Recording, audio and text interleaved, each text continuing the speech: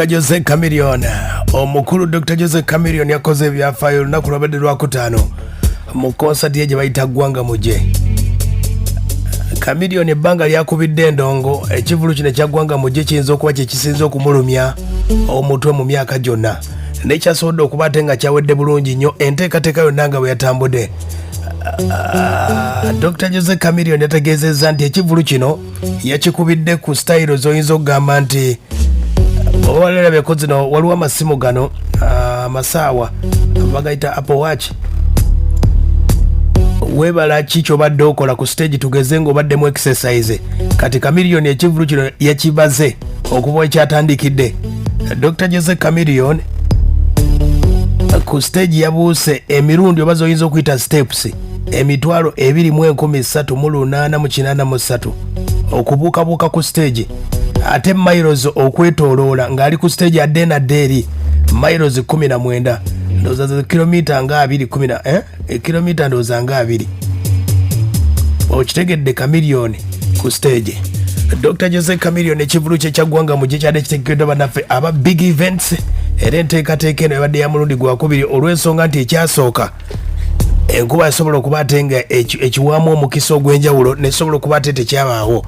Dr. Jose Chameleon yatandise okuyimba mu Kampala ssaawa zabadde 3 ez'ekiro yatandise okuyimba yatandise n'olulimi lwe bayita walewale awo no fireworks ne zikubwa era binnya ebyabadde abayimbi bangi nnyo be nalabyeko abayimbye bannaffe Moses Matovu nabulabyeko ziza Bafana Zex waliwo Mudra Misa Semakula Palaso Wizo Manizo n'abayimbi balala bangi nnyo naye nga bandi yakubye ekyenjalo bagiyita Metro Band eri side z'emunyonyi eyo ate nga sound yabadde Fenol Records yasobodde okuba ate nga kikoze abayimbi bonna bakikube tewabaddewo CD era nga abayimbi abayimbidde ddala basobodde kubanga basooka kukola rehearsals ne bandi eno emirundi ng'esatu ku ena wabula mu mbeera nga yatambudde abayimbi abatayimbye abazze ku backstage Spice Diana agaaniddwa okuyimba olw'ensonga teyakola practice nabo Madrat and Chico tebabadde ku script babagobye bugobe tebalinnyeko wadde nga bigenda mu maaso backstage nga bwe kyatambudde ku kivulu kya Chameleon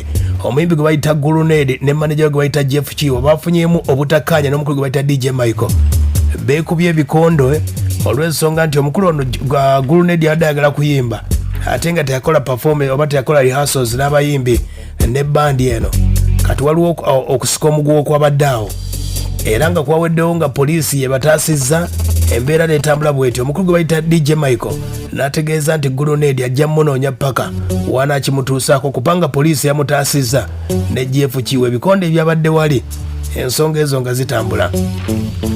Omukulu Dr. Jose Chameleon bebekulu bonna bamwegasseeko ne basobola okuba ate nga bakikubye nkutegezaako nti ebyokwambala costume byadde bya mulembe sound ya mulembe bakateroriza badde ba mulembe audience yawagidde yabadde massive nnyo wadde nga bayimbi bangi nnyo bazze bayimbiddeko erugogo boyinza okugamba nti kale bakikubye ne Chameleon kyabadde kyanjawulo nnyo bw'oba ogeraganyiriza ku performance ne bandi zibadde zikuba ayaya kyabadde massive nnyo nkutegeeza tutandikidde wano mu kibuga Kampala wano kati embeera bwe yabadde ku mbeera nga yasobodde okuba ate ng'etambula omukulu bebekulu yakoze kyamaanyi nnyo okwogera ku mukolo guno wulira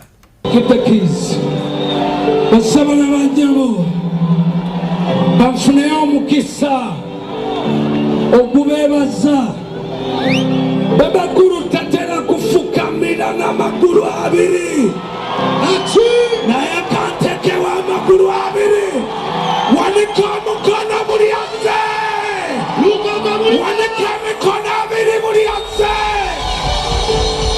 mwebale kuwagira Dr. Jose Chameleon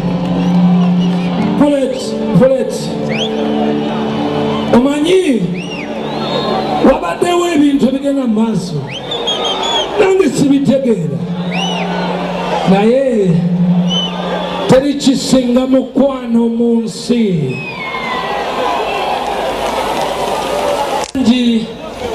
bajja ne baŋŋamba bebekulu webale kubeererawo Chameleon mwali munsuubira kubeerera waani ekyokubiri yemmwe abanneebaza mulowooza nkikola kunneebaza oba mmwe kunjigirako nti twetaaga ng'Abannayuganda okwesa mwebale kuswaza mwebale kuswaza abantu. Bino ebigambo sobola kugamba nti Chameleon ayinza okubikugamba, naye temumanyi bulumi bwe tulina ffe abatandika. Ne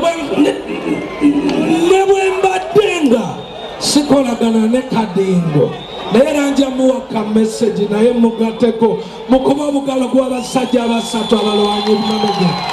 Ye Bebe Cool ng'ayogera ku kivulu ekyo ekya Gwanga Mujje kutegeezezza Chameleon yabuusabuusa ku stage emirundi 2,383 mu 883.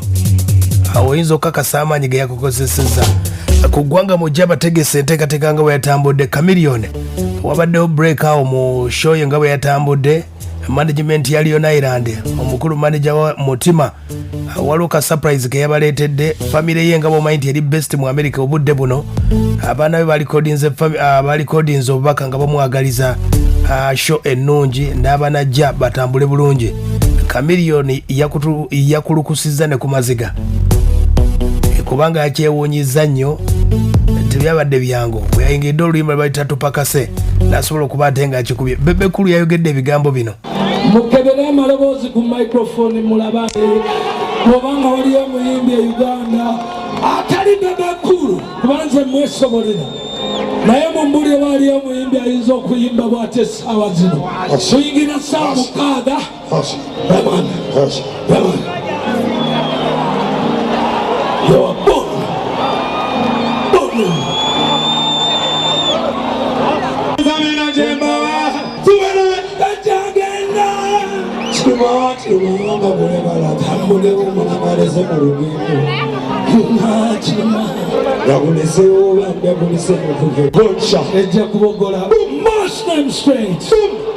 Dr. Jose Chameleon. America Manyonga, can we take it outside? My friends. Ye Dr. Jose Chameleon ekivulu kya Gwanga Mujje we kyatambudde side zeeyo nkutegeeza nti abayimbi abamuwerekeddeko bonna tewabaddeyo CD, kuyimbira ku CD teyabaddewo, era ng'abazze nga bwe kutegeezaako abayimbi be bagobye babagobye enteekateeka n'etambula bwetyo. Palaso yayimbye wadde nga ye ennyimba ze ndowooza we yatandikidde ndowooza audience teyasoose kuba ate ng'ezitegeera. Ennyimba yatandikidde nampya nekitambula bwe kityo. Ye Dr. Jose Chameleon yakubye Gwanga Mujje bataddewo kabata awo Chameleon ne Bebe Cool kyabadde bwe kiti.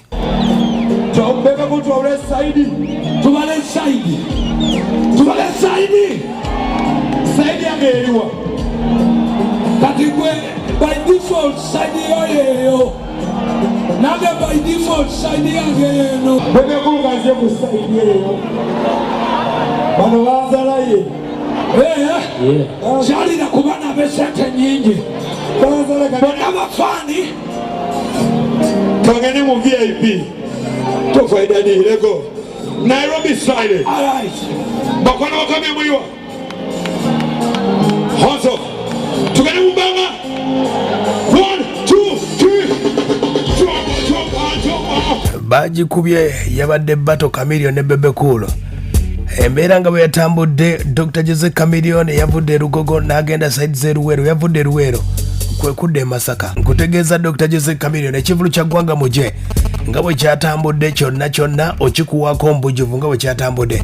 Nga bw'omanyi nti mubeeramu era Chameleon obuyinza okuba nti nga obwayitidde bagamba ku mbaga tekubula musiiwuufu. Chameleon alina bwe yakoze obutalabise bulungi oba oliawo era nga n'amawule gatandise okuba ate nga gabutambuza. Chameleon waliwo ekifaananyi ekyalabise nga muganda we Wizomanizo nga beekiisinga oba nga beenywegera.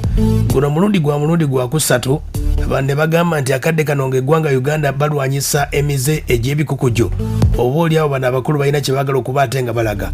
Nga bw'omanyi nti abayimbi abantu bangi nnyo ababalabirako, era bw'oba omanyi ba design ab'amaanyi bw'olaba omuyimbi nga bambadde olugoye awo maye lugenda kutambula mu mbeera eyo. Omuyimbi akola kyamaanyi nnyo okutambuza oba okupromotinga ekintu ekyenjawulo ne tutabitegeera awo. Era Chameleon ku baana ba bandi waliwo omwana yadde akuba akagoma awo saidi z'Erugogo kamutambulidde bubi n'amugamba nga bw'omumanyi Chameleon nga tuzze eMasaka. Dr. Jose Chameleon yabadde ku Masaka Rugby Grounds ew'omukulu Muzeyi Kasozi Nabugabo Sand Beach. Ekivulu kino kyatandise ne bannaffe waliwo bandi bagita focus band ya mu kibuga Masaka yatandikiddemu we yamaliriza banafa aba solid band ne bakikuba solid band ne bakwatamu ne bakitambuza we kyamalidde awo bannaffe abasakala boys muzeyi Kamadi Kataza ne bakwatamu awo mpola mpola omusajja gwe bayita Amiri Sengendo Amiri Sengendo yabatandikiddewo nanti yetaba Luisa batandikiddewo mu transport abagaga ababaddewo mu mbeera eyo yabatandikiddewo bw'ati naye nga banno mazima banyiribe boti bakufaako mukulu paale white simankyoliku ne munno mumufeeko nga nange omuntu omukulu nange nkoyo okubonaabona mwe tumufaako mutunulira butunuliza alihamdulidde etaano gye n'omulala akole bwati mugende nga muleeta mpeze nange ndiwanise mwogere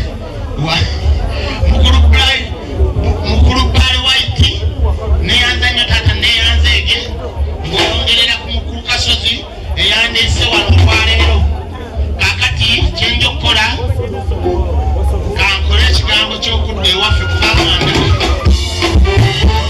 ye mukulu we gwe bayita Amiri Sengendo wa transport bamuwadde transport n'asibamu ebye n'adduka omukulu we gwe bayita Amiri Sengendo yaviiriddemu omuyimbi Henry Tigani yakubye nakutegeeza lwabadde lukoba ku lukoba n'omukyala Kasalina Kusasira yazze nga toliko mperekeze mujja wange ne bwoba walungiwa ebinkolera nnako w'omugo kati enkola ya takisi agikoba walayi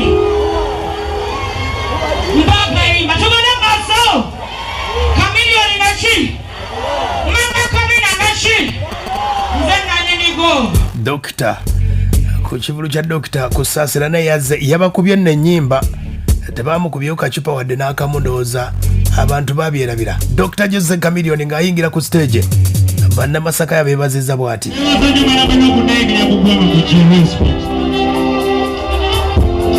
binakuwa mulanga gw'Ogwanga Mujje abantu balooza byali bya kirogo tesikiriza mu ebyo zikiriza mu Katonda Allah subhanahu wa ta'ala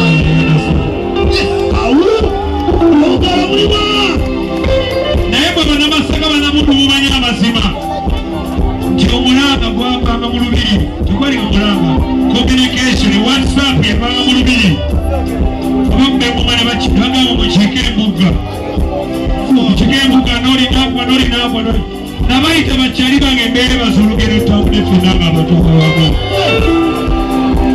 Gwanga Mujje kibanga ki aya basi nteekateeka bwe yatambudde Dr. Jose Chameleon n'akiggala wizomanizo yazze n'akuba abayimbi bonna basobodde okuba ate nga bazzeewo mu nteekateeka eyo n'etambula maridadi kabisa kyekivulu Gwanga Mujje lugogo kyakwatira ddala Luweero n'ab'eMasaka bazze ddala mbungi nnyo kyekivulu bwe kyasobodde okuba ate nga kyatambudde mu Gwanga Mujje.